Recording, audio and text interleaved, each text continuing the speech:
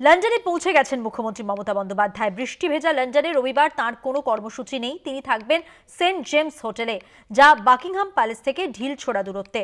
মুখ্য সচিব মনোজ পন্ত, শিল্প সচিব বন্দনা যাদব, মুখ্যমন্ত্রীর নিরাপত্তা প্রধান পীযূষ পান্ডে এবং মুখ্যমন্ত্রীর প্রিন্সিপাল সচিব গৌতম সান্যাল রয়েছেন মমতা বন্দ্যোপাধ্যায়ের সঙ্গে। সপ্তাহখানেকের এই সফরে একগুচ্ছ কর্মসূচি রয়েছে তাঁর।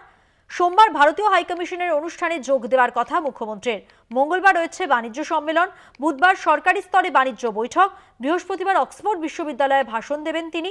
শুক্রবার তিনি লন্ডন থেকে দুবাই হয়ে কলকাতার উদ্দেশ্যে রওনা দেবেন। বাকিংহাম প্যালেসের কিছুটা কাছাকাছি রয়েছেন তিনি। ঠাসা কর্মসূচি। 24শে মার্চ লন্ডনে ভারতীয় হাইকমিশনের অনুষ্ঠানে যোগ দেবেন। 25শে মার্চ বাণিজ্য সম্মেলন রয়েছে, সরকারি স্তরে বাণিজ্য বৈঠকও রয়েছে। বৃহস্পতিবার 26শে মার্চ বুধবার রয়েছে শিল্প নিয়ে সরকারি স্তরে বৈঠক রয়েছে। 27শে মার্চ বৃহস্পতিবার অক্সফোর্ডে ভাষণ দেবেন তিনি এবং শুক্রবার লন্ডন থেকে দুবাই হয়ে কলকাতার উদ্দেশ্যে রওনা দেবেন।